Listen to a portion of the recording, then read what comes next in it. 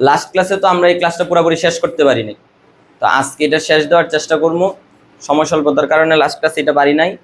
আর last ক্লাসটা যে জায়গায় শেষ করছি আজকে ওই জায়গার থেকে শুরু করার চেষ্টা করবো। কিন্তু লাস্ট ক্লাসে আমরা যেটা পড়ছি আর আজকে যে কনসেপ্টটা পড়তে চাইতেছি দুইটার মধ্যে একটা কানেকশন আছে, কিন্তু একটা এখানে একটা গ্যাপও আছে। এই গ্যাপটা আগে বুঝতে হবে যে এই দুইটা জিনিসের মধ্যে ডিফারেন্সটা কি। লাস্ট ক্লাসে যে জিনিসটা পড়ছি আর আজকে যে জিনিসটা পড়বো এটার মধ্যে সূক্ষ্ম একটা ডিফারেন্স আছে, এটা আমরা একটু বোঝার চেষ্টা করবো। আচ্ছা দেখো, আমরা এদিকে দেখি। তো এটা হচ্ছে ইয়ং এর ডিচির পরীক্ষাটা। এটা হচ্ছে প্রথম একটা চির, এটা হচ্ছে আরেকটা চির। তো এখান থেকে একটা আলোক তরঙ্গ যাইতেছে, এখান থেকে একটা আলোক তরঙ্গ যাইতেছে, দুইটা আলোক তরঙ্গ পরস্পরের উপর এই জায়গাতে আইসা কি হইছে, উপরিপাতিত হইছে। এবং অন্ধকার ডোরা, অর্থাৎ এখানে কিসের সৃষ্টি করছে, অন্ধকার ডোরা, অর্থাৎ বিপরীত দশায় উপরিপাতিত হয়েছে। অর্থাৎ এখানে একটা অন্ধকার ডোরার সৃষ্টি করছে, অর্থাৎ তারা এখানে কিসের উপরিপাতিত হয়েছে, বিপরীত দশায় উপরিপাতিত হয়েছে।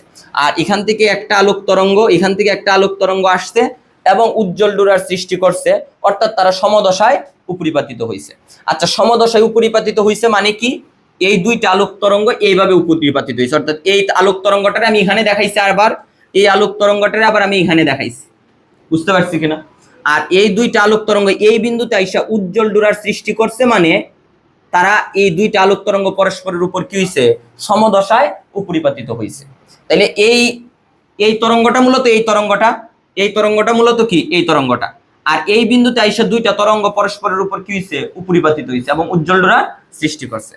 এবং দেখো তো তারা কি আছে, দুইটা তরঙ্গ কি দশায় আছে, তাইলে সমদশায়। তরঙ্গ শীর্ষের সাথে তরঙ্গ শীর্ষ, তরঙ্গ শীর্ষের সাথে তরঙ্গ শীর্ষ, তরঙ্গ পাদের সাথে তরঙ্গ পাদ, তরঙ্গ শীর্ষের সাথে তরঙ্গ শীর্ষ। আর আমরা জানি তরঙ্গ শীর্ষের সাথে তরঙ্গ শীর্ষ, তরঙ্গ পাদের সাথে যদি তরঙ্গ পাদ থাকে, ইয়টা লাগাই দো, পর্দাটা একটু লাগাই দো। তরঙ্গ শীর্ষের সাথে যদি তরঙ্গ শীর্ষ, তরঙ্গ পাদের সাথে যদি তরঙ্গ পাদ থাকে, তাইলে এটা কি দশায় হয়, সমদশায় হয়। তো এখন দেখো, এই দুইটা তরঙ্গ পরস্পরের উপর এই বিন্দুতে উপরিপাতিত হওয়ার ফলে একটা কিন্তু লব্ধি তরঙ্গ পাই।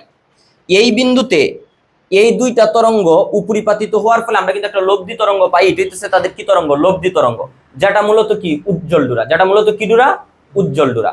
অর্থাৎ এখানে যে উজ্জ্বল ডোরাটা হইছে, উজ্জ্বল ডোরাটা মূলত হইছে কি একটা লব্ধি তরঙ্গ। এখানে যে উজ্জ্বল ডোরাটা হইছে এটা মূলত কি একটা লব্ধি তরঙ্গ। এই তরঙ্গ আর এই তরঙ্গ পরস্পরের উপর উপরিপাতিত হয়ে এরকম একটা লব্ধি তরঙ্গ তৈরি করে। অর্থাৎ এই তরঙ্গটার উপর যদি এই তরঙ্গটা পড়ে, আমরা এরকম একটা কি পাই, লব্ধি তরঙ্গ পাই। এবং এই তরঙ্গটা এই তরঙ্গের উপর কি দশায় উপরিপাতিত হইছে, সমদশায় উপরিপাতিত হইছে। যার ফলে ওই দেখো, এই ধনাত্মক অর্ধচক্রের সাথে ধনাত্মক অর্ধচক্র, ঋণাত্মক অর্ধচক্রের সাথে ঋণাত্মক অর্ধচক্র, আবার ধনাত্মক অর্ধচক্রের সাথে ধনাত্মক অর্ধচক্র। যার ফলে এইটার উপর যদি এই তরঙ্গটা যদি এই তরঙ্গটার উপর ফালাই, প্লাস এর সাথে প্লাসে মিললা, তাহলে লব্ধি বিস্তার কত হইব, +2a। আর মাইনাস এর উপর মাইনাস এ যখন পড়বো, তখন তাদের লব্ধি বিস্তার নিচের দিকে কত হইব, -2a। অর্থাৎ এই দুইটা তরঙ্গ মিললা যে উজ্জ্বল ডোরাটা সৃষ্টি করে, উজ্জ্বল ডোরা সৃষ্টি করে মানে কি সৃষ্টি করে, লব্ধি তরঙ্গ সৃষ্টি করে। এই লব্ধি তরঙ্গের বিস্তার কিন্তু কত, 2a। ওই দেখেন আমি লিখছি লব্ধি তরঙ্গের, অর্থাৎ উজ্জ্বল ডোরার বিস্তার কত, +-2a, +-2a, যারে আমি ক্যাপিটাল লেটারের শুধু ইয়া দ্বারা কি করছি, প্রকাশ করছি। তাইলে এখানে একটা জিনিস দেখো, দুইটা তরঙ্গ যখন সমদশায় থাকে এবং তারা সমদশায় উপরিপাতিত হয়, দুইটা তরঙ্গ যখন সমদশায় থাকে এবং সমদশায় পরস্পরের উপর উপরিপাতিত হয়, তখন তাদের লব্ধি বিস্তার বাইর করা কি সহজ না। জাস্ট একটা প্লাসের সাথে প্লাসে যোগ করে দিই, তাহলে লব্ধি বিস্তার কত, +2a। মাইনাসের উপর যখন মাইনাসে পড়ে, তাইলে লব্ধি বিস্তার কত হয়ে যায়, -2a। বুঝতে পারছি কিনা। তো এই অর্থাৎ এই তরঙ্গের লব্ধি বিস্তার তাইলে কত দাঁড়াইছে, +-2a। এটার বিস্তার +-a, এটার বিস্তার +-a, দুইটা তরঙ্গ মিললা যখন একটা তরঙ্গ হইছে, তখন তার লব্ধি বিস্তার কত হইছে, +-2a। অর্থাৎ দুইটা তরঙ্গ যখন সমদশায় থাকে, তখন তাদের লব্ধি বিস্তার বাইর করা কিন্তু কি সহজ, জাস্ট কি করে দিলেই চলে, যোগ করে দিলেই চলে, তাদের লব্ধি বিস্তার পাওয়া যায়। এবং এখানে দুইটা তরঙ্গ অন্ধকার ডোরা সৃষ্টি করছে, আর মানে তারা কি দশায় মিলিত হইছে, বিপরীত দশায়। বিপরীত দশা মানে কি, ওই তরঙ্গ শীর্ষের সাথে তরঙ্গ পাদ, তরঙ্গ পাদের সাথে তরঙ্গ শীর্ষ, অর্থাৎ রিভার্স ভাবে হয় আর কি, উপরিপাতিত হয়, তরঙ্গ শীর্ষের সাথে তরঙ্গ পাদ। তো এখন যদি এই অবস্থায় যদি এই তরঙ্গটারে নিয়ে এই তরঙ্গের উপর ফেলাই, তাহলে প্লাসের উপর গিয়া পড়বো কে, মাইনাসে। প্লাসে মাইনাসে মিললে কত, 0। ঠিক আছে, তাহলে এই দুইটা তরঙ্গের লব্ধি তরঙ্গ হইছে এটা, যে তরঙ্গের কোনো কি নাই, বিস্তার নাই, অর্থাৎ একটা বিস্তারহীন আলোক তরঙ্গ। আর বিস্তারহীন আলোক তরঙ্গ মানে কি, অন্ধকার। অর্থাৎ এই যে লব্ধি তরঙ্গটা মানে কি ডোরা, অন্ধকার ডোরা। আর অন্ধকার ডোরা তো এখানে অন্ধকার, অন্ধকার মানে এখানে কোনো আলো নাই। কেন আলো নাই? কারণ এই যে প্লাসের সাথে যে মাইনাস, এই প্লাসের উপর গিয়া যে মাইনাস এটা পড়ছে, প্লাসে মাইনাস মিললে কত হয়ে গেছে? 0। তাইলে এখানে এই দুইটা মিললে যে লব্ধি তরঙ্গটা সৃষ্টি করছে, লব্ধি তরঙ্গের বিস্তার কত? 0।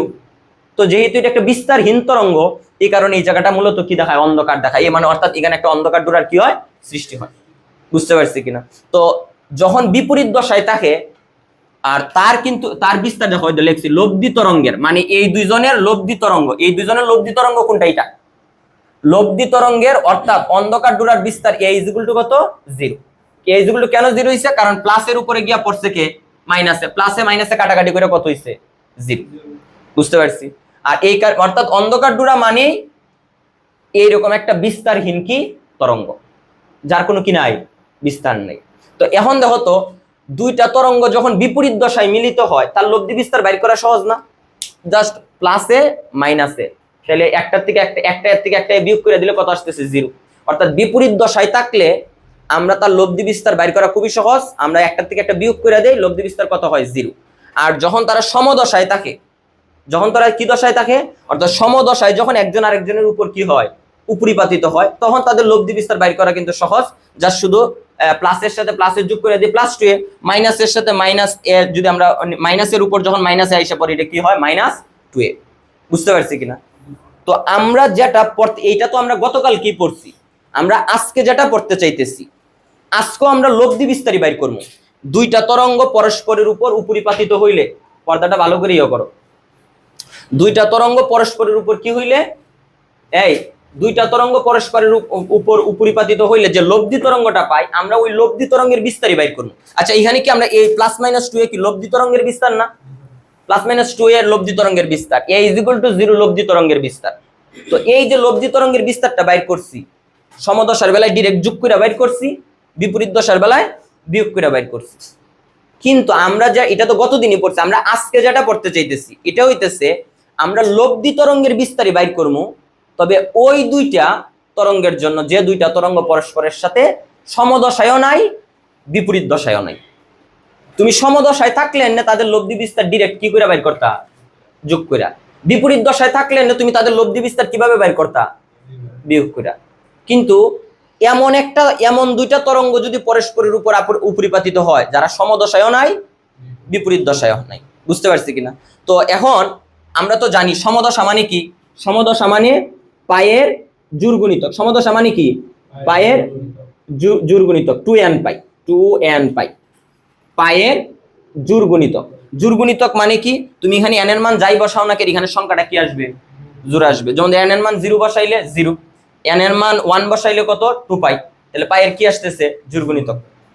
তো এখন দেখো, আমরা তো জানি এখানে এই কোনটা কত ডিগ্রি? 0 ডিগ্রি, এটা 90 ডিগ্রি, এটা কত ডিগ্রি? 180 ডিগ্রি। সেম এটা 0 ডিগ্রি, এটা 90 ডিগ্রি, 180 ডিগ্রি। তো আমরা তো এইভাবে আগাইতে পারি। এখন দেখো 0 ডিগ্রি বরাবর 0 ডিগ্রি না, তাহলে এই দুইটা তরঙ্গের মধ্যে দশার কোনো পার্থক্য আছে? দশার পার্থক্য না। তাহলে তারা কি দশায় আছে? সমদশায় আছে। আচ্ছা, তারপরে এই দেখো, এটা 0 ডিগ্রি, এটা 90 ডিগ্রি, এটা 180 ডিগ্রি, আর এটা 0 ডিগ্রি, 90 ডিগ্রি, 180 ডিগ্রি। তাহলে দেখো এই তরঙ্গটার এই জায়গাতে কত? 0 ডিগ্রি, আর একই অবস্থানে এই তরঙ্গটার দশা কত? 180 ডিগ্রি। তাহলে তাদের দশা পার্থক্য কত? 180 ডিগ্রি। আর দশা পার্থক্য 180 ডিগ্রি হওয়ার কারণে, দশা পার্থক্য 180 ডিগ্রি হওয়ার কারণে তারা দশা পার্থক্য 180 ডিগ্রি ওই মানে তাহার কারণে তারা কি দশায় আছে? বিপরীত দশায় আছে। হ্যাঁ, দশা পার্থক্য 180 ডিগ্রি, 80 ডিগ্রি মানে কি? পাই। এর মানে এটা কি পায়ের বিজোড় গুণিতক না? পায়ের আগে কিছু নাই মানে কত আছে? 1। পায়ের বিজোড় গুণিতক হইলে তারা কি দশায় থাকে? বিপরীত দশায়। আর এখানে 0 ডিগ্রি মানে ওই n এর মান 0, n এর মান 0 বসাইলে তো এটা কত আসবো? 0ই। বুঝতে পারছি কিনা? তো এখন তাহলে তারা কিন্তু মানে তাদের দশা পার্থক্য কত হওয়ার কারণে, এই দুইটা তরঙ্গের দশা পার্থক্য পায়ের বিজোড় গুণিতক হওয়ার কারণে, পায়ের কি গুণিতক? বিজোড় গুণিতক হওয়ার কারণে, পায়ের বিজোড় গুণিতক হওয়ার কারণে, অর্থাৎ তাদের দশা পার্থক্য 180 হওয়ার কারণে তারা কিন্তু পরস্পর কি দশায় আছে? বিপরীত দশায় আছে। ঠিক আছে, পরস্পর বিপরীত দশায় আছে। আর তারা পরস্পর বিপরীত দশায় থাকার কারণে তাদের লব্ধি বিস্তার ডিরেক্ট বিয়োগ করে বাইর করতে পারতেছি। আর এখানে তারা কিন্তু সমদশায় আছে, এটাও 0 ডিগ্রি, এটাও কি 0 ডিগ্রি। অর্থাৎ আমরা বলতে পারি তারা পায়ের জোড় গুণিতক আকারে আছে। পায়ের কি গুণিতক আকারে আছে? জোড়গুণিতক আকারে আছে। তো এখন তারা সমদশায় থাকার কারণে তাদের লব্ধি বিস্তার কিভাবে বাইর করতে পারতেছি?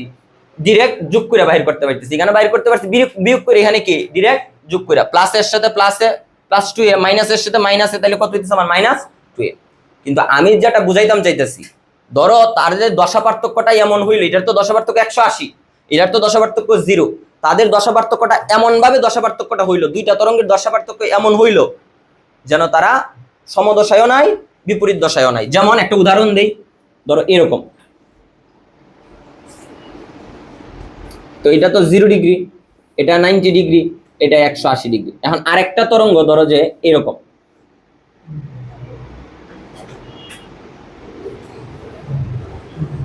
আচ্ছা তাইলে এটা 0 ডিগ্রি, এটা 90 ডিগ্রি, এটা 180 ডিগ্রি। তাইলে দেখুন দুইটা তরঙ্গ কতটুকু দশা পার্থক্য আছে? ওই তো এটা তো 0 ডিগ্রি, এই বরাবর এটা কত ডিগ্রি? 90 ডিগ্রি। এই বরাবর এটা কি 90 ডিগ্রি।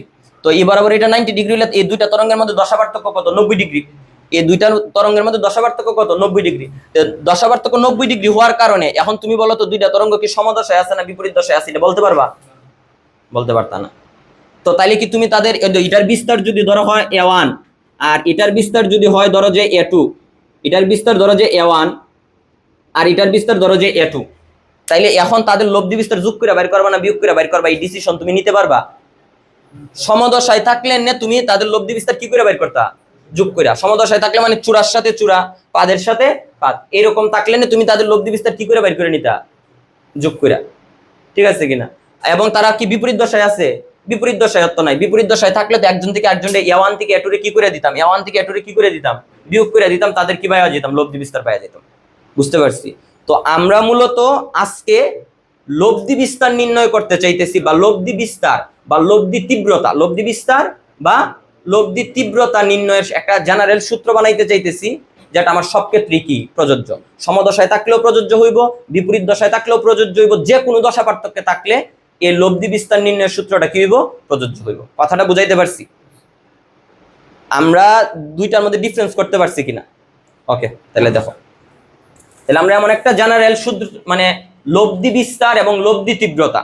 লব্ধি বিস্তার, দুইটা তরঙ্গ পরস্পরের উপর উপরিপাতিত হইলে, দুইটা তরঙ্গ পরস্পরের উপর উপরিপাতিত হইলে যে আমরা লব্ধি তরঙ্গটা পাই, এই লব্ধি তরঙ্গের বিস্তার এবং লব্ধি তরঙ্গের তীব্রতা বাইর করার একটা সূত্র চাইতেছি।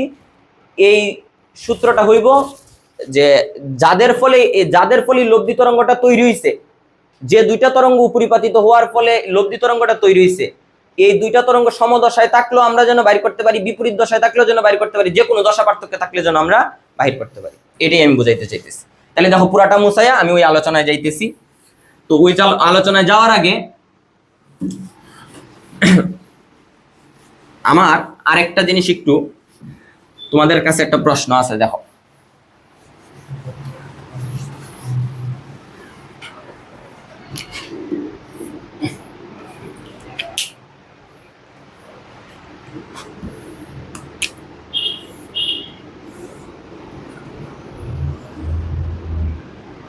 আচ্ছা এখানে তো অসংখ্য কণা আছে, এরকম অসংখ্য কণা আছে। এখন এটা হচ্ছে একদম প্রথম কণাটা, এটা হইতেছে আমার ধরে নিলাম উৎস থেকে x মিটার দূরের কণাটা, এটা হচ্ছে উৎস থেকে x মিটার দূরের কণাটা। বুঝতে পারছি?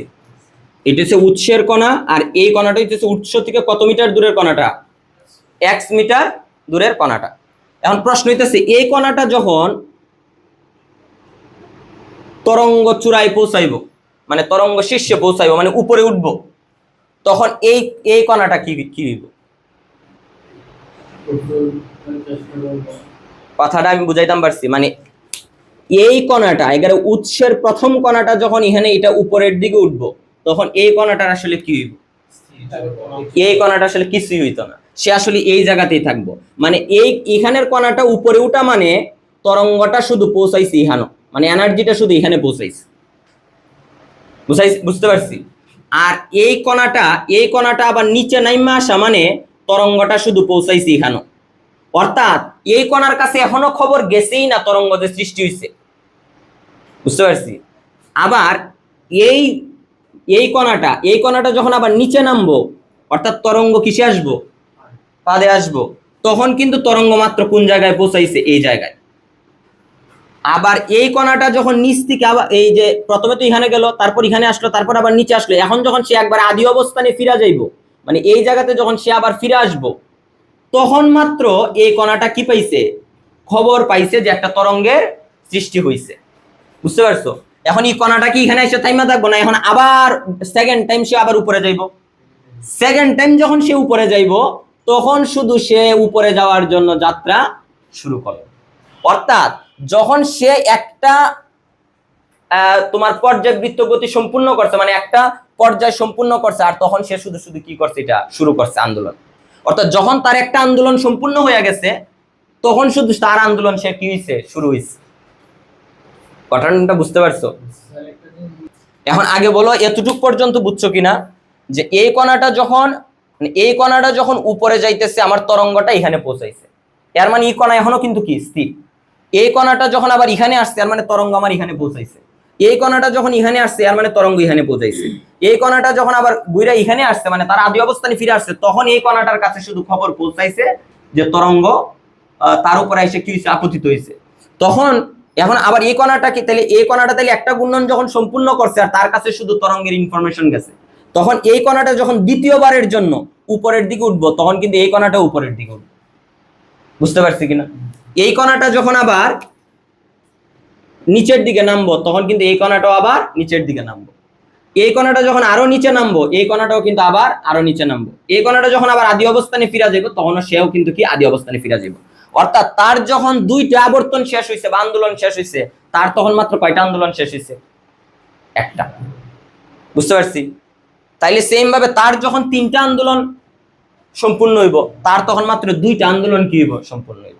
অর্থাৎ তার সময়ের তুলনায় তার সময় অলওয়েজ কি, মানে একটা আন্দোলনের সময় কি থাকবো? পিছাইয়া থাকবো।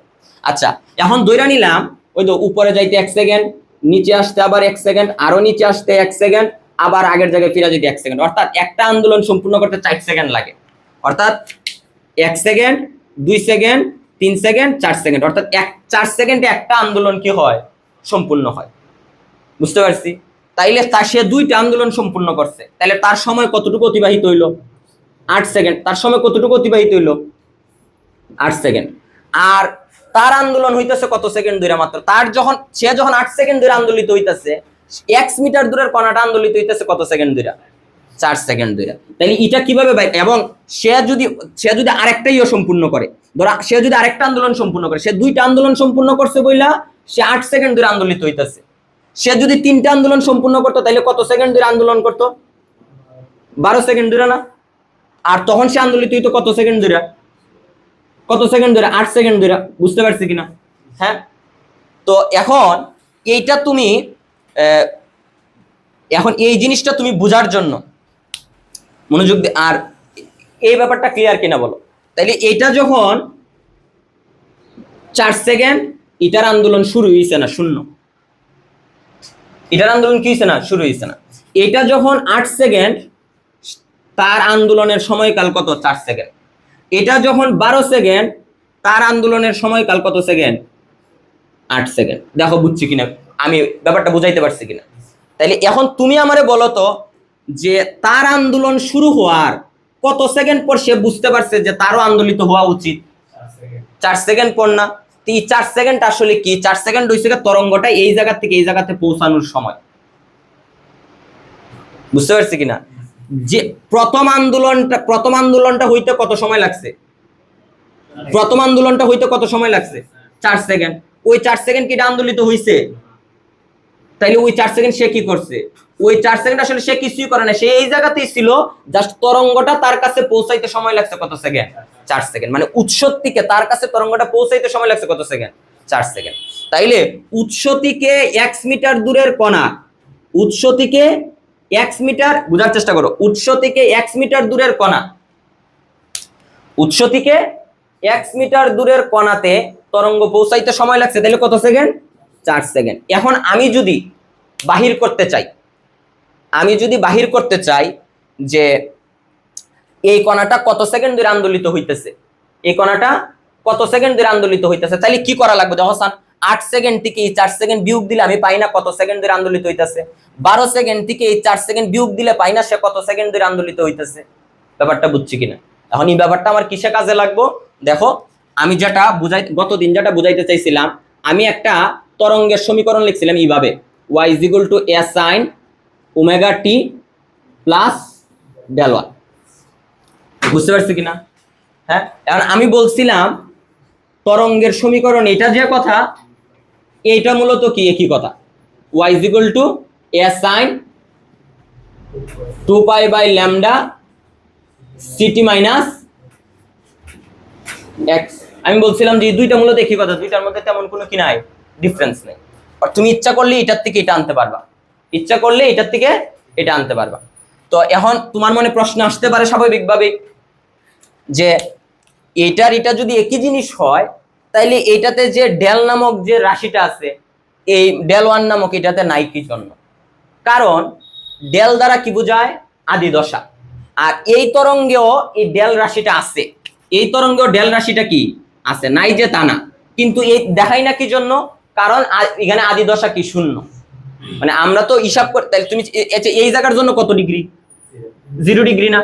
এই জায়গার জন্য কত ডিগ্রি? এটা 0 ডিগ্রি। তো 0 ডিগ্রি মানে 0 ডিগ্রি মানে আদি দশা কত? তাইলে 0।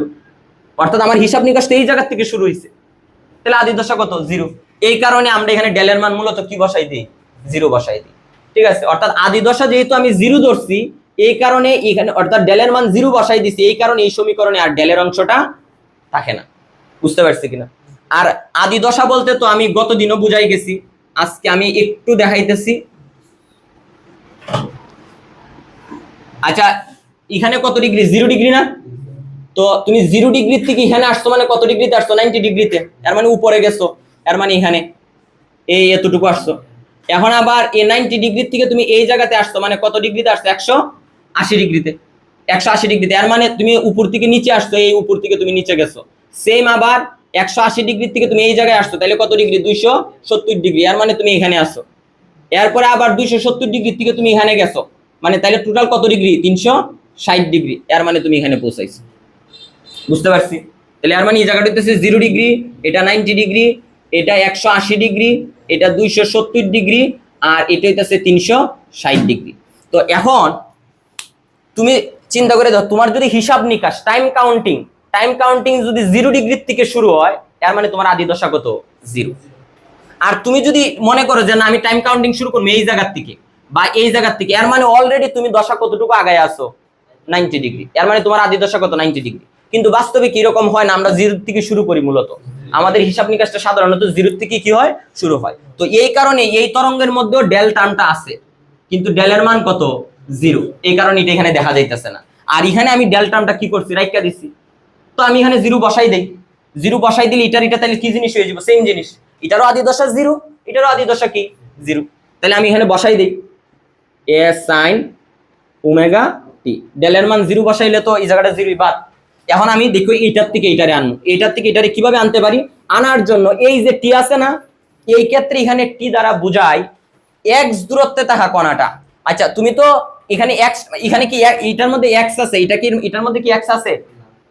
মানে এটার মধ্যে তো x আছে, কিন্তু এটার মধ্যে কি x টার্মটা আছে? নাই তো। তো এই x টার্মটা আনার জন্য, বোঝার চেষ্টা করো, x টার্মটা আনার জন্য আমরা এখানে সময়টার একটু ভিন্নভাবে লিখব। আর এখানে সময় বলতে কি হইব জানো? এই যে ওমেগার সাথে, ওমেগারে বলি কৌণিক কম্পাঙ্ক, এই ওমেগার সাথে যে আমরা একটা টি দেই না, এই টি এর মিনিংটা হইতাছে মূলত এটা আমরা একটু ভিন্নভাবে লিখব। এখানে যে সময়টা দিমু, এই সময়টা মূলত হইতেইব গিয়া কি? x দূরত্বে থাকা কণার আন্দোলনের সময়। x দূরত্বে, দেখো x দূরত্বে থাকা কণার আন্দোলিত হওয়ার সময়, x দূরত্বে থাকা কণার আন্দোলিত হওয়ার সময়। তো এখন তুমি চিন্তা করে দেখো তো, এই উৎসের কণাটা আন্দোলিত হইতেছে টি সময় ধইরা, উৎসের কণাটা আন্দোলিত হইতেছে কত সময় ধইরা? টি সময় ধইরা। ঠিক আছে? আচ্ছা, আর এই কণাটা আন্দোলিত হইতেছে কত সময় ধইরা, এটা আমরা কিভাবে বাইর করি? এটা বাইর করি এই উৎস থেকে তরঙ্গটা এখানে পৌঁছাইতে যে সময় লাগছে ওইটা বিয়োগ করে বাইর করি না? ওই দেখো আমি যেটা বলছিলাম যে তার সে যখন 4 সেকেন্ড একটা আন্দোলন সম্পূর্ণ করছে, তার আন্দোলন কিন্তু শুরুই হয় নাই, অর্থাৎ তার টাইমের কাউন্টিং কিন্তু কি? 0। সে যখন 8 সেকেন্ড ধরে আন্দোলিত হইতেছে, সে আন্দোলিত হইতেছে কয় সেকেন্ড ধরে? 4 সেকেন্ড ধরে। তো এটা বাইর করছো কিভাবে? 8 থেকে 4 কি দিয়া? বিয়োগ দিয়া। অর্থাৎ আর এই 4 সেকেন্ড কিন্তু কি পৌঁছানোর সময়, তরঙ্গটা এখানে পৌঁছানোর সময়। সেম সে যখন 12 সেকেন্ড ধরে আন্দোলিত হইতেছে, সে আন্দোলিত হইতেছে কত সেকেন্ড ধরে? 8 সেকেন্ড ধরে। তো এই 8 সেকেন্ড কিভাবে বাইর করছি? 12 সেকেন্ড থেকে মূলত এই 4 সেকেন্ডটা কি দিয়া? বিয়োগ দিয়া। অর্থাৎ সে যত সময় ধরে আন্দোলিত হইতেছে, তার এই তরঙ্গটা এখানে পৌঁছানোর সময় থেকে এই সময়টা কি দিয়া? বিয়োগ দিয়া। সে কত সময় ধরে আন্দোলিত হইতেছে, সে কত সময় ধরে আন্দোলিত হইতেছে, এটা আমরা কিভাবে বাইর করতেছি? এটা বাইর করতেছি উৎসের কণাটা যত সময় ধরে আন্দোলিত হইতেছে, ওইটার থেকে তরঙ্গটা এখানে পৌঁছাইতে যে সময় লাগছে, সময়টা কি দিয়া? বিয়োগ দিয়ে। বুঝতে পারছি কিনা? তো এর মানে আমরা ধরে নিলাম এই কণাটা আন্দোলিত হইতেছে টি সময় ধরে।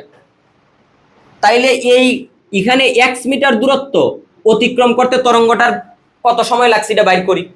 তো এটা তো মূলত একটা আলোক তরঙ্গ নিয়ে আমরা কাজ করতেছি। তা আলোক তরঙ্গের বেগ আমরা কি দ্বারা প্রকাশ করি? সি দ্বারা। আলোক তরঙ্গের বেগ কি দ্বারা প্রকাশ করি? সি দ্বারা। তাহলে এই আলোক তরঙ্গটা কতটুকু দূরত্ব অতিক্রম করছে? x metre. আলোক তরঙ্গটা কতটুকু দূরত্ব অতিক্রম করছে? x metre. তো আমরা জানি না s ইকুয়াল টু কি জানি? বিটি। তাইলে টি বাইর করার জন্য s ডিভাইডেড বাই কত? বি। তো আমার এখানে s হিসেবে আসে কত? x, আর বি হিসেবে আছে আলোর বেগ কত? সি। তাহলে এখানে কি এটা একটা সময় বাইরিল না? তাহলে এখন টি সময় থেকে এই x বাই সি এই সময়টা যদি বিয়োগ দে, পায়া যাবো না x মিটার দূরে আন্দোলিত কণার সময়, মানে কত সময় ধরে আন্দোলিত হইতেছে। এই জিনিসটাই তো এত সময় এখানে বুঝাইলাম আমি। এই কণাটা আন্দোলিত হইতেছে কত সময় ধরে? টি সময় ধরে। আর তরঙ্গটা x মিটার দূরে পৌঁছাইছে কত সময় পরে? x ডিভাইডেড বাই সি সময় পরে। তাইলে সে কত সময় ধরে, এই কণাটা কত সময় ধরে আন্দোলিত হইতেছে, এটা বাইর করে আমরা কিভাবে? টি থেকে এটা কি দিয়া? বিয়োগ দিয়া। ওই তো এখানে যেটা উদাহরণের মাধ্যমে দেখাইছিলাম। ওকে, তাইলে এর মানে এখানে কিন্তু আমার টি হিসেবে ডাব্লিউর পাশে যে টি হিসেবে কিন্তু আমার তাইলে ওই সময়টা বসাই তুইব x মিটার দূরত্বে থাকা কণার আন্দোলনের সময়, অর্থাৎ কত সময় ধরে আন্দোলিত হইতেছে। তাইলে এখানে আমার টি হিসেবে বসাই দিব টি মাইনাস এক্স বাই সি। দেখো বুঝছি কি? এখন আমরা জানি, আমরা নিউটনীয় বলবিদ্যায় পড়ে আসছি omega is equal to 2 pi by কত? টি। আর 1 বাই টি মানে কত? এফ। 1 বাই টি মানে এফ। আর এফ রে ভাঙে আমরা কি লিখতে পারি? C by lambda. এফ রে ভাঙে কি লিখতে পারি? C by lambda. অর্থাৎ আমার দাঁড়াইলো 2 পাই সি বাই কত? ল্যামডা। 2 পাই সি বাই কত আমার? ল্যামডা। তো আমরা যদি এখানে বসাই দিই y is equal to a sin 2 pi c by কত? ল্যামডা। তাহলে t minus x by c. তাহলে a sin, এখন সিটা যদি গুণ করে দেই, 2 পাই এর জায়গায় 2 পাই থাকলো, ল্যামডার জায়গায় ল্যামডা, সিটা গুণ করে দিলে এটা কত হইতাছে? সিটি। আর এখানে সিটা গুণ করে দিলে সি এ কে কাটা মাইনাস এক্স। দেখো বুঝছে কিনা? তাহলে এর মানে এই তরঙ্গটা থেকে ইচ্ছা করলে আমি এই তরঙ্গটা কি করতে পারি? আনতে পারি। বুঝতে পারছি? তাহলে এই তরঙ্গ নিয়ে কাজ করা যায় কথা, এই তরঙ্গ নিয়ে কাজ করলে কোনো মানে সমস্যা আছে? দুটোতে একই কথা। ওই জিনিসটা বুঝাইতে গিয়ে এত ভেজাল। ঠিক আছে, বুঝতে পারছি। তাহলে আমরা এখন তাহলে আমরা মূল কাজে যাবো। আমাদের মূল কাজ কি ছিল? ভুলে গেছি এত কিছু কইরা। মূল কাজ কি ছিল? মূল কাজ ছিল দুইটা তরঙ্গ যে কোনো দশায়, যে কোনো বিস্তারে, মানে মানে বিস্তারটা সমান হইতেইব বা মানে এরকম কোনো কন্ডিশন না। দুইটা তরঙ্গ যে কোনো দশায়, যে কোনো বিস্তারে মিলিত হইলে তাদের যে লব্ধি তরঙ্গ পামু, লব্ধি তরঙ্গের বিস্তার কত হইব এবং লব্ধি তরঙ্গের তীব্রতা কত হইব, আমরা এটা বাইর করতে চাইতেছি। বুঝতে পারছি? তাহলে দেখো এগুলা সব মুছাই দেয়।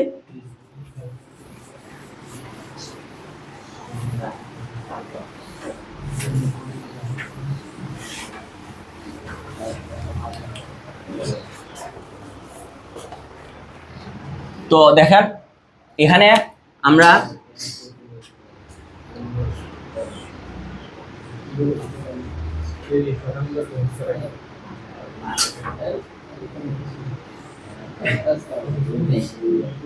আচ্ছা, এই দুইটা তরঙ্গ, এই তরঙ্গের সমীকরণ প্লিজ বোঝার চেষ্টা করো। এই দুইটা তরঙ্গ পরস্পরের উপর, এটা ধরে এটার দশা ধরে নিলাম কত?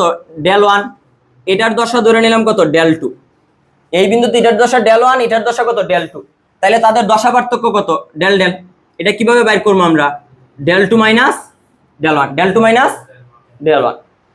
ওকে, ডেল 2 মাইনাস ডেল 1 গেল এটা। এখন এটার সমীকরণ ধরলাম y1 a1, তার বিস্তার হইতেছে a1, তার বিস্তার কত আমার? a1। আর তার বিস্তার ধরে নিলাম আমার a2, ঠিক আছে, আর তার দশা হইতেছে del1, তার দশা কত del2, তাহলে তাদের দশা পার্থক্য কত del del, ঠিক আছে। ওকে, আর তার জন্য এই তরঙ্গের জন্য সমীকরণ হইতেছে sin omega t plus del1, আর এই তরঙ্গের জন্য সমীকরণ হইতেছে a2 sin omega t plus del2, যেহেতু তার দশা del2। এতটুকু পর্যন্ত বুঝছি কিনা? এখন এই দুইটা তরঙ্গ যখন একজন আরেকজনের উপর উপরিপাতিত হইব, যখন দুইটা তরঙ্গ একজন আরেকজনের উপর কি হইব উপরিপাতিত হইব, তখন আমরা একটা লব্ধি তরঙ্গ পাবো না? তো এটা ধরে নিলাম আমার লব্ধি তরঙ্গ, এটা ধরে নিলাম আমার কি তরঙ্গ লব্ধি তরঙ্গ। এখন এই লব্ধি তরঙ্গের বিস্তার কি a1 প্লাস a2, এভাবে বাইর করা সম্ভব? এভাবে বাইর করা সম্ভব হইতো যদি তারা সমদশায় থাকতো, বা তাদের লব্ধি বিস্তার কি 0 না, এইভাবে 0 হইলে মানে মানে বিয়োগ, অর্থাৎ বিয়োগ করে বাইর করে, বা তাদের লব্ধি বিস্তার কি a1 মাইনাস a2 না, তুমি এরকম বিয়োগ করে বাইর করতে পারতা যদি তারা বিপরীত দশায় থাকতো, কিন্তু তারা তো এমন ভাবে আছে না বিপরীত দশায় না সমদশায়, তাহলে আমরা এইভাবে বাইর করা যাইতো না। কিভাবে বাইর করা যাইবে ওই সূত্রটাই আমরা বাইর করতে চাইতেছি। তাইলে দেখো, তো আমরা এই লব্ধি বিস্তারটা ধরলাম a, লব্ধি বিস্তারটা কত ধরলাম আমরা a, লব্ধি বিস্তার কত ধরলাম a, আর লব্ধি তরঙ্গের দশা ধরলাম ফাই, লব্ধি তরঙ্গের যে দশা ধরলাম কত আমরা ফাই, এই জিনিসটা লব্ধি তরঙ্গের দশা ধরলাম কত আমরা ফাই, আর লব্ধি তরঙ্গের বিস্তার ধরলাম কত আমরা a। তাহলে দেখো, এখন এই তরঙ্গের উপর এই তরঙ্গ উপরিপাতিত হইব মানে y1 প্লাস y2 উপরিপাতিত হইলে আমরা লব্ধি তরঙ্গের সমীকরণ কিভাবে বাইর করি? দুইটা তরঙ্গের সমীকরণে যোগ কইরা, মানে এই তরঙ্গের উপর যদি এই তরঙ্গ পড়ে তাহলে তাদের লব্ধি তরঙ্গের সমীকরণ কি হইব, এটা বাইর করার জন্য আমরা দুইটা তরঙ্গ কি করতে হবে যোগ। y is equal to y1 এর মান কত? y1 এর মান হইতেছে a1 sin omega t plus del1, আর এটা হইতেছে a2 sin omega t plus del2। আচ্ছা, এখন আমরা sin a প্লাস b এর সূত্র চালাইতে পারি না? sin a প্লাস b এর সূত্র কি বলো?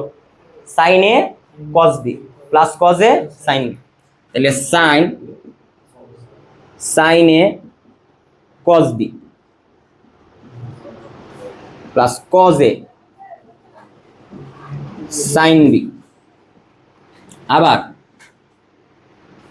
তাহলে এই a1টা কি শুধু এটার সাথে গুণিব না এটার সাথেও? এটার সাথে, তাহলে আমি তো এখানে মিস করে গেছি। তাহলে a1 sin a cos b cos a sin b, দেখো বুঝছো কিনা? তাহলে এটা গেল এদো a1 এর জায়গায় মানে a sin a plus b সমান সূত্র আমি এটা লিখছি, আর a1টা তার সাথে এসে কি হইছে গুণ। সেম আমি আবার এখানে আবার ভাঙা লিখমু প্লাস a2, সেম এখানে আবার sin a প্লাস b এর সূত্র করব sin a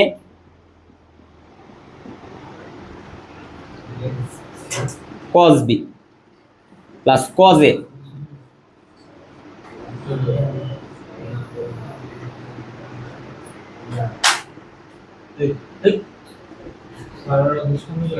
এই প্লিজ। আচ্ছা দেখো, তাইলে এই sin a প্লাস b সমান সূত্র এটা ফেলাইলাম, এখানে আবার sin a প্লাস b সমান সূত্র এটা ফেলাইলাম। এখন দেখো তো কই কই sin ওমেগা টি আছে, এখানে আছে sin ওমেগা টি আর এই জায়গাতে আছে sin ওমেগা টি, তাইলে এখান থেকে এই দুইটা পদ থেকে আমরা sin ওমেগা টি কমন নিব, এই পদ আর এই পদ থেকে sin ওমেগা টি কি নিব কমন নিব। কমন নিলে এই যে sin ওমেগা টি যদি আমরা কমন নিই তাহলে a1 cos del1, তারপর এখান থেকে নিলে আমার বাকি থাকবে কত আমার a2 cos del2।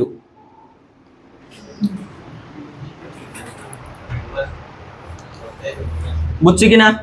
এখন আবার এই জায়গা থেকে দেখো cos ওমেগা টি আর এই জায়গা থেকে cos ওমেগা টিটা আমরা কি নিব কমন নিব। যদি কমন নেই তাহলে কি দাঁড়ায় আমার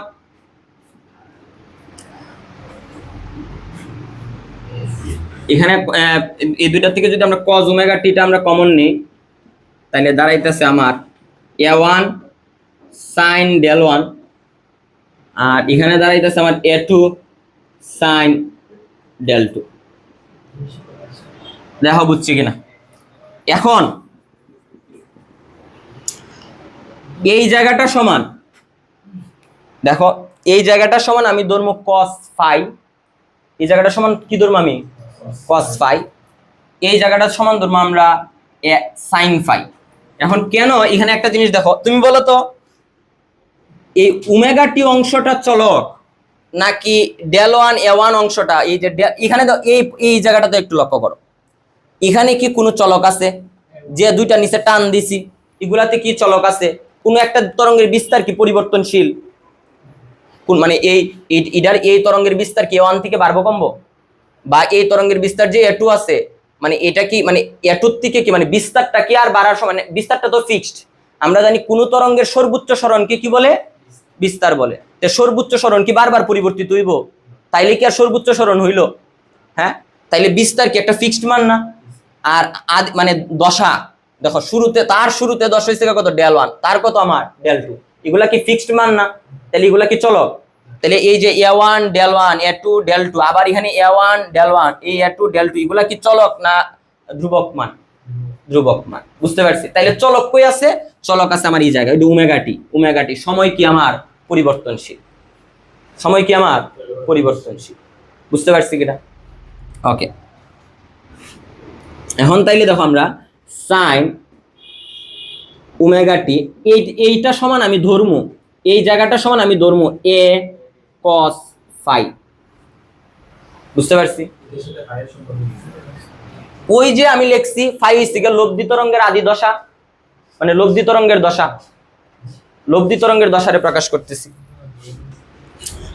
দেখো আবার মনোযোগ দিয়া, এখানে আবার এই কজ ওমেগা টি এই জায়গাটারে আমি আবার প্রকাশ করবো হইতাছে এ সাইন ফাই দ্বারা।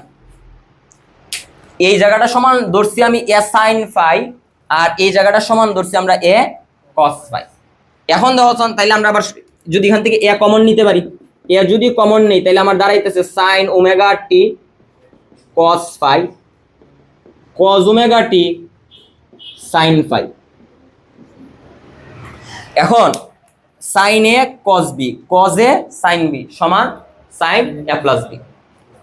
তাহলে y is equal to a sin a plus b। তাইলে এই যে আমার দেখো এটা হইতেছে কি আমার লব্ধি তরঙ্গের, অর্থাৎ এই দুইটা তরঙ্গ মিললা এই লব্ধি তরঙ্গ পাইছিলাম না? লব্ধি তরঙ্গের বিস্তার কত ধরছিলাম? এ। ওই দেখো লব্ধি তরঙ্গের বিস্তার এ। আমি ফাইরে কি ধরছিলাম? এই তরঙ্গের দশা, ওই দেখো এই তরঙ্গের দশা, লব্ধি তরঙ্গের দশা হইছে কি এটা। আর ওমেগা টি হইছে যে কোনো সময়ের দশা, এটা হচ্ছে শুরুতে দশা মানে আদি দশা। এই ফাইটা মানে কি আদি দশা। যেমন ধর তার আদি দশা কত? ডেল ওয়ান, তার আদি দশা কত? ডেল টু, তার আদি দশা কত? ফাই। তাহলে লব্ধি তরঙ্গের আদি দশা ফাই ধরছিলাম, ওই আদি দশাটা কি এই জায়গায় থাকে না?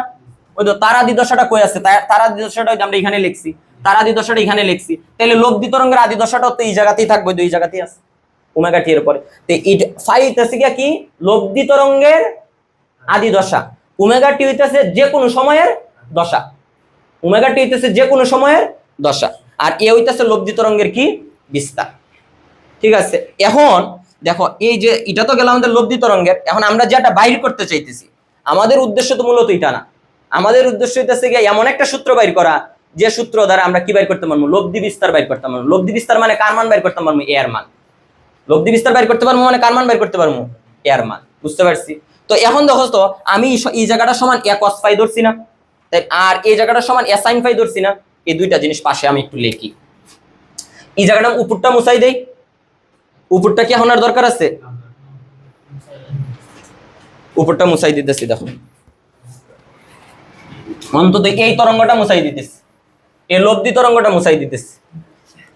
এখন এই টোটাল অংশটা সমান ধরছিলাম এ কস ফাই। তাহলে এই এ কস ফাই সমান A one cos del one plus A two cos del two.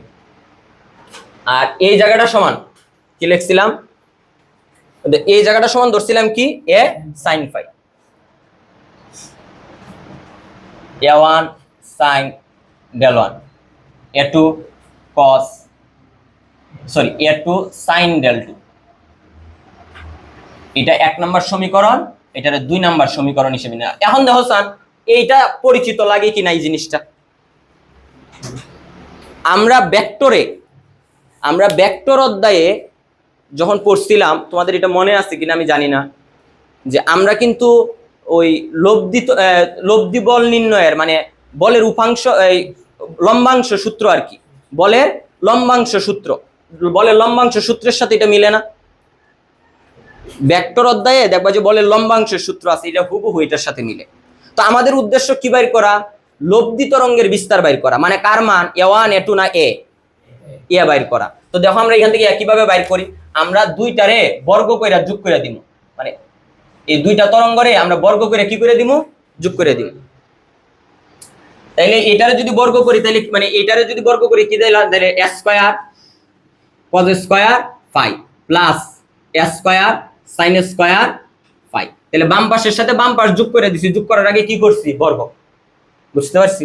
তো এরপরে দেখো সেম এটারেও বর্গ করে, আচ্ছা এটারেও যদি বর্গ করে যোগ করি, এটারেও যদি বর্গ করে যোগ করি, এটারে বর্গ করে যোগ করলে এটা কি তোমার a + b হোল স্কয়ার সূত্রত পড়তো না? একবারে সূত্রত ফলাই দেই। আচ্ছা তাহলে এটা a স্কয়ার, তাহলে a1 square cos square del 1, তাহলে এটা গেল a স্কয়ার প্লাস 2ab 2 এই a, এরপরে আবার b প্লাস এখন আছে b স্কয়ার মানে a2 square cos square del 2 cos square del 2। তাহলে এটা গেল দাও তারে বর্গ কইরা আমরা বসাইছি।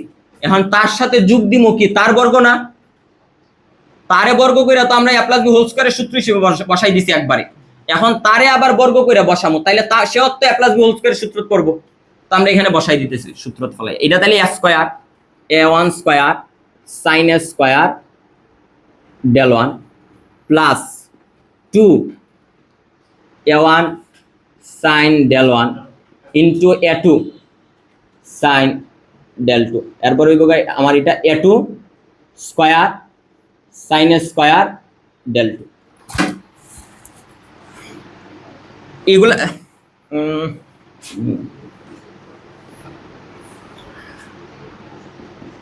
আচ্ছা এখান থেকে স্কয়ার কমন নিতে পারি কিনা? এই জায়গা থেকে স্কয়ার কমন নিলে বাকি থাকে কি, sin square plus cos square না, এটা সমান কত লেখা যায় 1। এটা কি লেখার দরকার আছে? ওকে, তাহলে আমার বাইরে গেল a স্কয়ার। এখন দেখো তো এই জায়গাটা একটু লক্ষ্য করো, এখানে a1 cos square a1 square cos square del 1, আর এখানে দেখো a1 square sin square del 1। এই দুই জায়গা থেকে আমরা a1 স্কয়ার কমন নিতাম পারি কিনা? এই দুইটা পদ থেকে আমরা a1 স্কয়ার কমন নিতে পারি কিনা? কমন নিলে এখানে বাকি থাকবো কি, sin square del 1 cos square del 1, এটা সমান আবার কি লেখা যায় 1।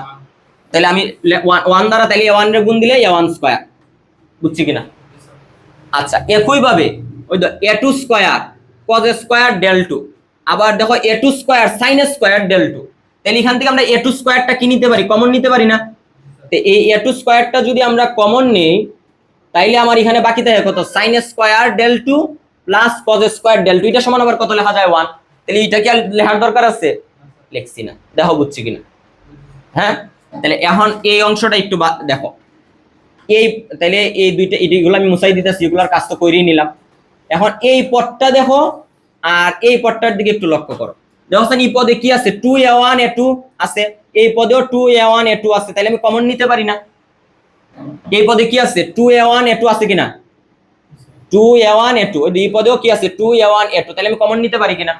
তাহলে আমি দুইটা পদ থেকে 2a1 a2 টা কমন নিলাম। তাইলে আর এখানে বাকি থাকে কি, আমার এখানে বাকি থাকতেছে আমার, দেখো এই জায়গাতে বাকি থাকতেছে আমার sin del 1 sin del 2। ধরো আগে cos এর অংশটা লিখি, cos del 1 cos del 2 plus sin del 1 sin del 2। তো এটা সমান সূত্র কি দাঁড়ায়, cos a minus b, cos a cos b plus sin a sin b সমান cos a minus b। বুঝতে পারছি কিনা, cos a minus b। তাইলে আমার ইও কি পাইলাম, মনোযোগ দিয়ে একটু বোঝার চেষ্টা করো এখানে। তাই আমরা এই জায়গাটা এখানে লিখতেছি, তাহলে a square a1 square plus a2 square plus 2a1 a2 cos a minus b মানে কি, del 1 মাইনাস del 2, মানে cos a cos b plus sin a sin b সমান cos a minus b। এখন del one minus del two মানে কি রে? ওই তো ডেল ওয়ান, তুমি ভাবতে পারো যে sir del one minus del two হইলে তো একটা মাইনাস আসবো, del one minus del two হইলে তো মাইনাস আসবো, কজের ভিতরে মাইনাস আসলে সমস্যা কি? কজের ভিতরে মাইনাস আসলে সমস্যা কি? কজের ভিতরে মাইনাস আসলে তো কি হয়ে যায়? প্লাস হয়ে যায়। বুঝতে পারছি কিনা বিষয়টা? ক্লিয়ার? তাইলে তাহলে এই del one minus del two বা del two minus del one সমান আমরা কি লিখতে পারি? শুধু ডেল ডেল। বুঝতে পারছি কিনা? তাইলে আমার দ্বারা আর স্কয়ারটারে আমরা রোড করে দিতে পারি না? এ স্কয়ারটারে আমরা রোড করে দিলাম, রোড করে দিলে এখন বইলো কোন সূত্র দাঁড়াইলো? এ ওয়ান স্কয়ার এ টু স্কয়ার টু এ ওয়ান এ টু কস ডেল ডেল। এখন তুমি বলো এই সূত্রটা পরিচিত লাগে কিনা? একবার লব্ধি বল নির্ণয়ের সূত্রের মতো, একবারে লব্ধি বল নির্ণয় সূত্র। ধরো যে F one square plus F two square two F one F two cos alpha, just এখানে আলফার জায়গায় কি আছে? Del del. বুঝতে পারছি? তাইলে আমরা পাইয়া গেছি লব্ধি বিস্তার নির্ণয়ের সূত্র। মানে এই দুইটা তরঙ্গ সমদশায় থাকুক বিপরীত দশায় থাকুক, অর্থাৎ তারা সমদশায় উপরিপাতিত হোক বিপরীত দশায় উপরিপাতিত হোক, যে কোনো দশা পার্থক্যে উপরিপাতিত হোক, তাদের লব্ধি বিস্তার নির্ণয় করার প্রকৃত সূত্র কিন্তু এটা। বুঝতে পারছি কিনা?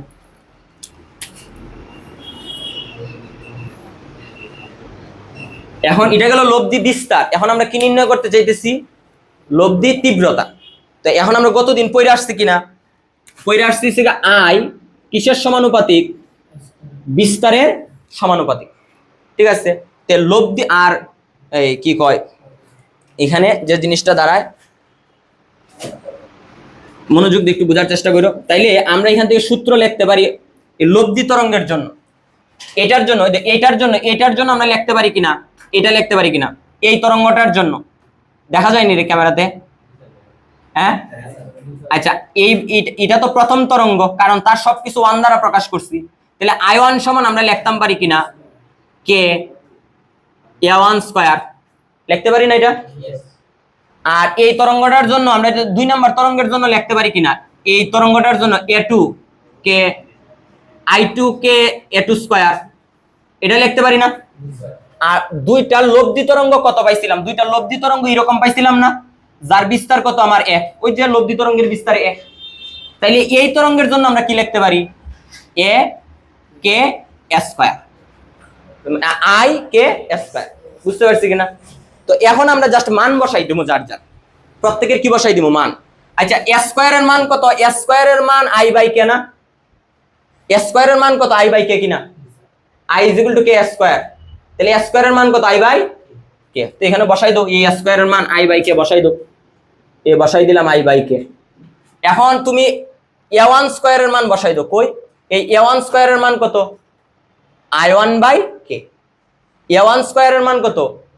I one by K. কেটাই দিকে গুণাকার আছে ভাগাকারে আসবো। তাইলে দেখো আমি এ ওয়ান স্কয়ারের মান বসাই দিলাম I one by K plus A two স্কয়ারের মান কত? কই? এই যে এ টু স্কয়ারের মান কত? I two by K. I two by K. তাহলে আমরা বসাই দিলাম আই টু বাই কে। তারপরে টু সেম এ ওয়ান এর মান তো আমরা জানি আই ওয়ান বাই কে।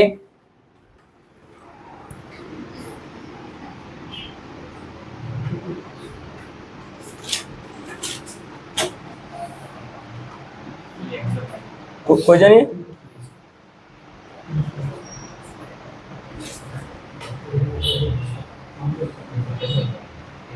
আচ্ছা এখানে একটু ভেজাল আছে এই জায়গাটাতে। এই জায়গাটাতে কিন্তু আমার এ ওয়ান বসাই দিব। কি বসাই দিব? এ ওয়ান। তো এ ওয়ান এর মান কিন্তু কি হইব? আমার এ ওয়ান এর মান কিন্তু হইব root over I one by root over K. Root over I one by root over K. A one এর মান হইব root over I one by root over K. Same এটার এ টু এর মান হইব আমার এখানে আই টু বাই কে। আর এরপরে এই জায়গাটা তো সমান, এই জায়গাটার সমান তো সূত্র লিখলাম এটা, তো এটাই আমরা এখানে লিখবো cos del 1 minus del 2 মানে কি? del del। কোনটা? না আমি এই জায়গাতে মান বসাইছি এটাতে। ও সরি, ওই এই জায়গাতে মান বসাইছি আর কি, একই কথা। মানে এখানে ও আচ্ছা আচ্ছা, মানে ও বুঝছি এটার কথা বলছি। হ্যাঁ অবশ্যই এখানে কে দিতে হইব, কে না দেওয়ার তো কোনো কারণই নাই। এখন দেখছেন এই কে কে এই রোড কে কি হইব? শুধু কে।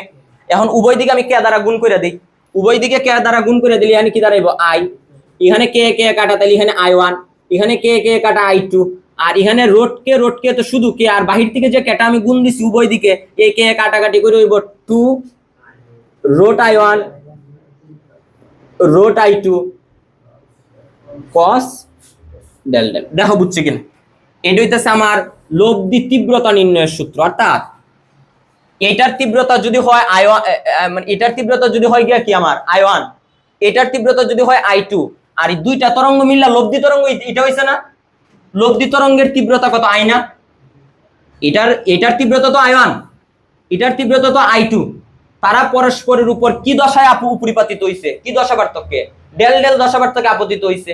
আপতিত হওয়ার ফলে দুইটা তরঙ্গ মিললে একটা লব্ধি তরঙ্গ পাবো না। এই লব্ধি তরঙ্গের বিস্তার বাইর করার সূত্র হইছে গিয়া এটা, আর এই লব্ধি তরঙ্গের তীব্রতা মানে I বাইর করার সূত্র হইতাছে কি এটা। দেখো বুঝছি কিনা, ক্লিয়ার?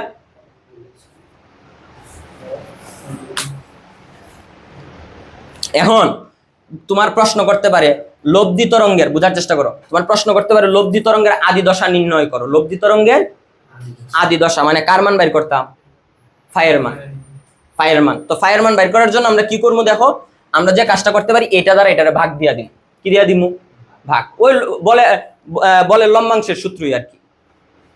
তো এটা দ্বারা এটারে কি দিয়া দিমু ভাগ, ভাগ দিলে আমরা কার মান বাইর করতে পারবো, ফাইয়ের মান।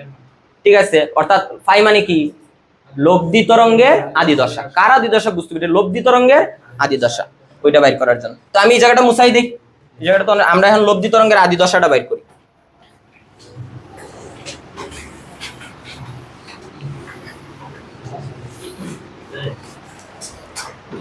লব্ধি তরঙ্গের আদি দশাটা বাইর করার জন্য আমরা 2 নং রে ভাগ দিব কত নং দ্বারা, 1 নং দ্বারা। 2 নং রে ভাগ দিব আমরা কত নং দ্বারা, 1 নং দ্বারা। তাহলে a sin phi রে, a sin phi রে ভাগ দিব a cos phi দ্বারা। তাহলে এখানে a1 sin del 1 plus a2 sin del 2, a1 cos del 1 plus a2 cos del 2। তাহলে এ কি জায়গা কাটা, sin phi by cos phi মানে কি আমার tan phi, tan phi সমান তো আবার এটা লিখতে হবে a1 sin del 1 a2 sin del 2, a1 cos del 1 a2 cos del 2। তো এখন উভয় দিকে tan ইনভার্স নো, উভয় এদিকে tan ইনভার্স নিলে tan ইনভার্স আর tan এ কাটা, বাকি থাকবো কার মান, phi এর মান। phi এর মানই তো বাইর করতেছি। আর এদিকে tan ইনভার্স নিলে tan ইনভার্সের ভিতরে আসবে পুরাটা, a1 sin del 1 a2 sin del 2, a1 cos del 1 a2 cos del 2। তো এই জায়গা এটা হইতেছে আমার লব্ধি তরঙ্গের আদি দশা নির্ণয়ের সূত্র, এটা হইতেছে লব্ধি তরঙ্গের তীব্রতা নির্ণয়ের সূত্র, এটা হইতেছে লব্ধি তরঙ্গের বিস্তার নির্ণয়ের সূত্র। বুঝতে পারছি কিনা? তো লব্ধি তরঙ্গের যাই বলুক আমরা বাইর করতে পারবো না। ওকে, এই জিনিসটা যেন মাথায় থাকে। আর একটা জিনিস আসো যে ইয়ং এর, তো ইয়ং এর দ্বিচির পরীক্ষায় কি হয় দেখো, বোঝার চেষ্টা করো। ইয়ং এর দ্বিচির পরীক্ষায়, চির বানাম ঠিক আছে রে না ডসিন্নর চিরে, আচ্ছা ওকে ঠিক আছে। ইয়ং এর দ্বিচির পরীক্ষায়, আচ্ছা ইয়ং এর দ্বিচির পরীক্ষায় কি হয়, ইয়ং এর দ্বিচির পরীক্ষায় চির দিয়া, প্লিজ এই S1 S2 চির দিয়া যে দুইটা তরঙ্গ বাহির হয় তাদের বিস্তার কি সমান, তাদের বিস্তার কি সমান, বা আমরা বলি প্রায় সমান, তবে সমান দৈর্ঘ্য মূলত করা হয়। তাহলে অর্থাৎ A1 এর মান হইতেছে গিয়া কি A, A2 এর মানও তখন কত আমার A। কি পরীক্ষায়, ইয়ং এর দ্বিচির পরীক্ষায়। আর ইয়ং এর দ্বিচির পরীক্ষায় দুইটা দশায় মিলিত হয়, হয় সমদশায় নয়তো বিপরীত দশায়। ঠিক আছে কিনা? অর্থাৎ আমার ডেল ডেলের মান, অর্থাৎ আমার ডেল ডেলের মান হয় হইব 2n পাই, আর নয়তো ডেল ডেলের মান হইব গিয়া কত আমার 2n - 1 পাই। এতটুকু পর্যন্ত বুঝছি কিনা? হ্যাঁ ওকে, তো এতটুকু পর্যন্ত যদি আমরা বুঝি এখন, তাইলে দেখো আমরা ইয়ং এর দ্বিচির পরীক্ষার জন্য সূত্রগুলা কেমন দাঁড়ায় একটু বোঝার চেষ্টা করি। ইয়ং এর দ্বিচির পরীক্ষার জন্য সূত্রটা কি দাঁড়ায়, কেমন দাঁড়ায় একটু বোঝার চেষ্টা করো। তো এখানে আমরা মান বসাই দিই, a1 এর মান কত বসামু a, তাহলে a স্কয়ার। এখানে a1 এর মান কত, a2 এর মান কত বসামু a স্কয়ার। আচ্ছা তাইলে সেম আমরা যদি মান বসাই তাহলে এখানে দাঁড়াইতেছে দেখো a স্কয়ার a1 এর মান হয় a2 এর মান হয়, কারণ ইয়ং এর দ্বিচির পরীক্ষায় দুইটা বিস্তারই কি হয়, s1 থেকে যে আলোক তরঙ্গ যায় s2 থেকে যে আলোক তরঙ্গ যায় দুইটার বিস্তারই কি হয়, সমান হয়। তাহলে a1 এর মান হয় a2 এর মান কত a। তো আমরা এখানে বসাইলে a1, এখানে a1 এর মান যদি a বসাই, a2 এর মান যদি a বসাই, তাহলে এখানে 2a স্কয়ার আর cos del del del del এর মান কত, ধরো আমরা 2n পাই বসাইলাম, 2n পাই বসাইলাম ইয়র জন্য। তো মনোযোগ দিয়ে একটু বোঝার চেষ্টা করো কি হয়। এখন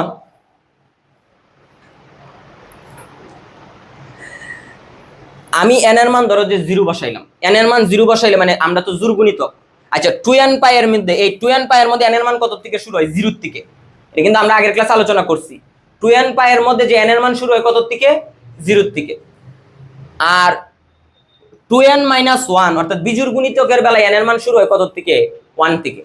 কেন 1 থেকে শুরু হয়, কারণ অন্ধকার ডোরার n এর মান কত, 1 থেকে, কিন্তু উজ্জ্বল ডোরার n এর মান কত থেকে, 0 থেকে। বুঝতে পারছি? তাহলে এখানে n এর মান কত থেকে বসাই, 0 থেকে।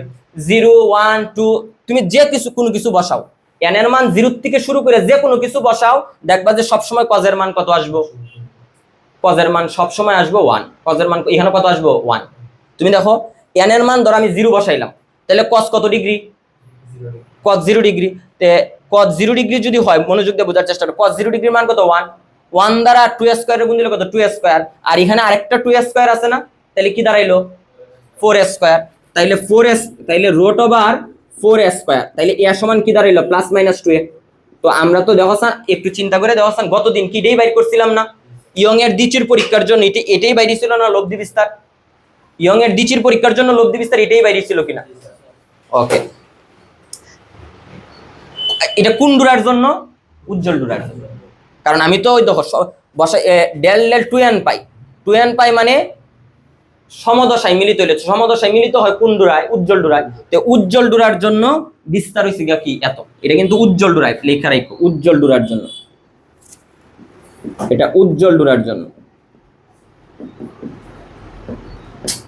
কারণ আমরা জানি উজ্জ্বল ডোরার জন্য, উজ্জ্বল ডোরা তৈরি হওয়ার জন্য দুইটা আলোক তরঙ্গ কি দশায় মিলিত হইতে হয়, সমদশায় মিলিত হইতে হয়। তাহলে তাদের দশা পার্থক্য মানে কত দশা পার্থক্যে মিলিত হইতে হয়, 2n পাই দশা পার্থক্যে মিলিত হইতে হয় উজ্জ্বল ডোরা সৃষ্টির জন্য। তো এই কারণেই তো আমরা ডেল ডেল এর মান কত বসাইছি, 2n পাই। এখন আসো আমরা অন্ধকার ডোরার জন্য দেখি। উজ্জ্বল ডোরার জন্য n এর মান 0 থেকে শুরু হয়, অর্থাৎ উজ্জ্বল ডোরা মানে কি, সমদশা। বুঝতে পারছি কিনা, যখন সমদশায় থাকে তখন আমরা কিন্তু উজ্জ্বল ডোরা বা সমদশায় উপরিপাতিত হইলে তখন কিন্তু আমরা ইউজ করি 2n পাই। আর বিপরীত দশা বা অন্ধকার ডোরার জন্য ইউজ করি 2n মাইনাস 1 পাই। এখন তুমি চিন্তা করে দেখো ইয়ং এর দ্বিচির পরীক্ষায় উজ্জ্বল ডোরার n এর মান কত থেকে শুরু হয়, 0 থেকে। কারণ উজ্জ্বল ডোরার কি আছে, কেন্দ্রীয় উজ্জ্বল ডোরা আছে, কিন্তু অন্ধকার ডোরার কি কেন্দ্রীয় অন্ধকার ডোরা আছে, নাই। তো ইয়ং এর দ্বিচির পরীক্ষায় উজ্জ্বল ডোরার জন্য বা সমদশার জন্য n এর মান শুরু হয় কত থেকে, 0 থেকে। অর্থাৎ 2n পাই এর n এর মান শুরু হয় 0 থেকে, আর অন্ধকার ডোরার জন্য কিন্তু n এর মান শুরু হয় 1 থেকে। বুঝতে পারছি কিনা, তাহলে এখানে আমরা n এর মান 1 থেকে বসানো শুরু করব যে কোনো কিছু, আর এখান থেকে n এর মান আমরা 0 থেকে বসানো শুরু করব যে কোনো কিছু। তো এখন তাহলে আমরা আবার অন্ধকার ডোরার জন্য বের করতে চাইছি। আচ্ছা অন্ধকার ডোরার জন্য সেম, অন্ধকার ডোরার জন্য a1 এর মান তো আমার কত হইব, এই a স্কয়ার। এটা কি ডোরার জন্য, অন্ধকার ডোরার জন্য। আচ্ছা অন্ধকার ডোরার জন্য তাহলে দেখো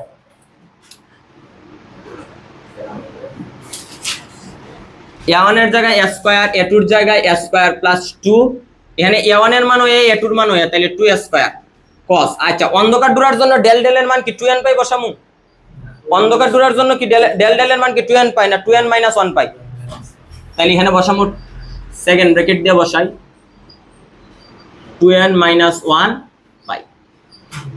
তো এখন n এর মান তুমি যে কোনো কিছু বসাও, তো ধরো যে n এর মান আমি 1 বসাইলাম, 1 বসাইলে কি cos পাই না, cos পাই এর মান কত ডিগ্রি? 0 ডিগ্রি।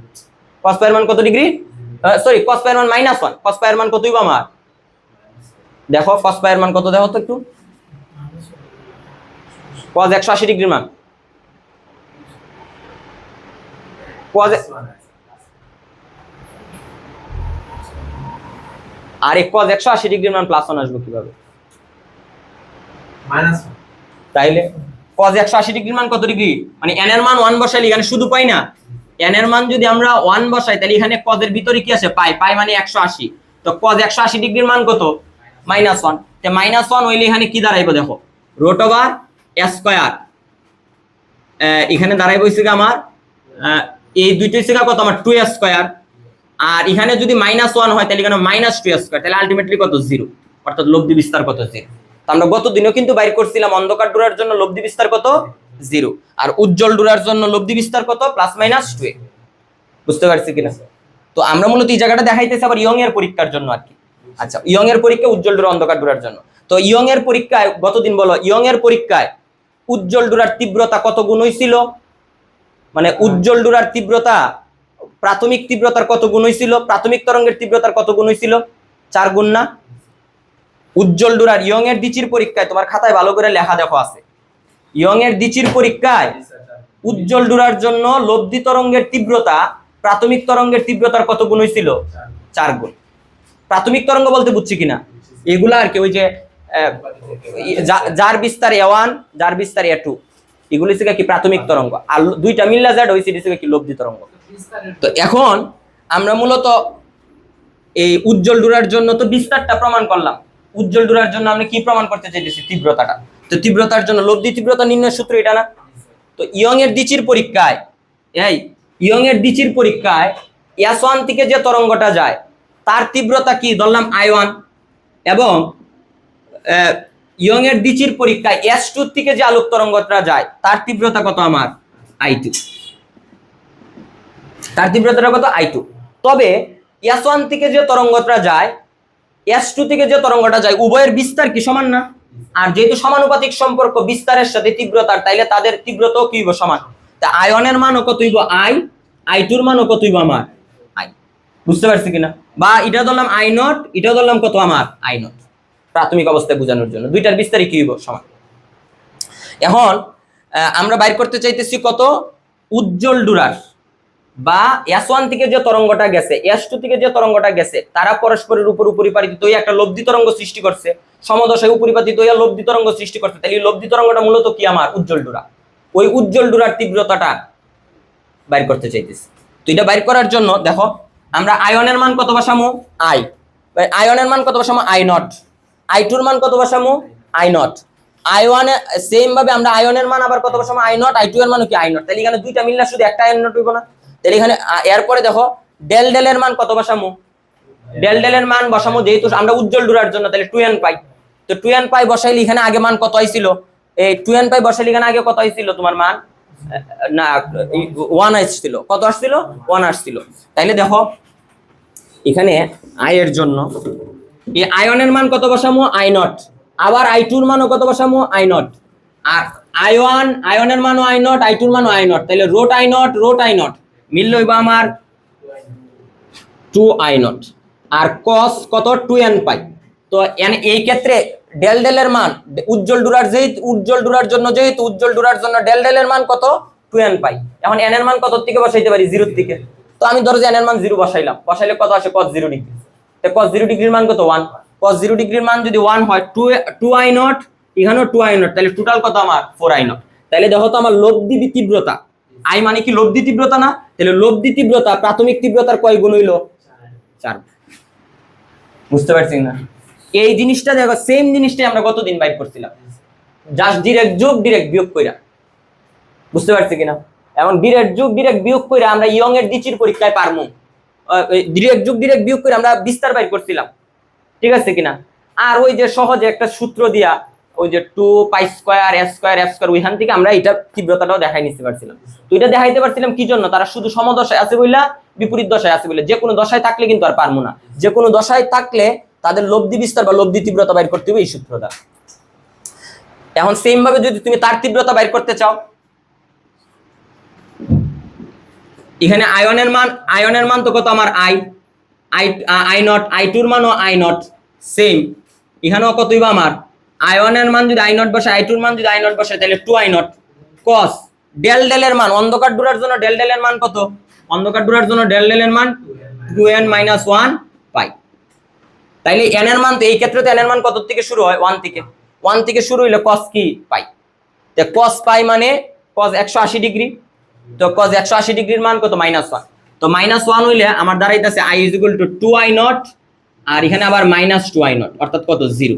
তাহলে লব্ধি তীব্রতা কত পাইছি, অন্ধকার ডোরার জন্য লব্ধি তীব্রতা কত পাইছি 0, অন্ধকার ডোরার জন্য লব্ধি তীব্রতা 0, লব্ধি বিস্তারও কি 0, আর উজ্জ্বল ডোরার জন্য লব্ধি বিস্তার +-2a এবং লব্ধি তীব্রতা হইতেছে গিয়া প্রাথমিক তরঙ্গের তীব্রতা মানে S1 S2 তরঙ্গ S1 S2 থেকে যে তরঙ্গগুলা নির্গত হইছে ওই তরঙ্গের তীব্রতার কয় গুণ 4 গুণ।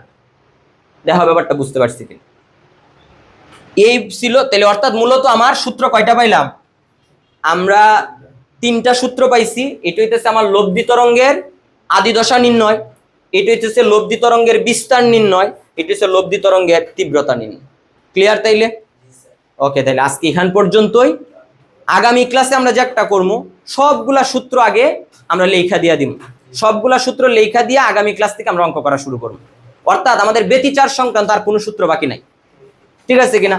আর এটার অন্য আরেকটা টপিক আছে অপবর্তন, এটা থেকে কোয়েশনও কম আসে এবং তোমার এটা একদিনে দেখাই দিলে চলবে। আর অথচ আমাদের ম্যাক্সিমাম অঙ্ক আমরা অলরেডি যে সূত্রগুলো শিখছি এগুলো দ্বারাই করতে পারবো। অর্থাৎ আগামী ক্লাসে আমরা যে কাজটা করবো, আগামী ক্লাসের শুরুতেই সুন্দর করে আমি একটা সাইডে যতগুলা সূত্র এখন পর্যন্ত শিখছি সবগুলা সূত্র লেখা দিয়া আমি সৃজনশীল করা শুরু করবো, অর্থাৎ আগামী ক্লাস থেকে অধ্যায়ের সৃজনশীল করবো, ঠিক আছে?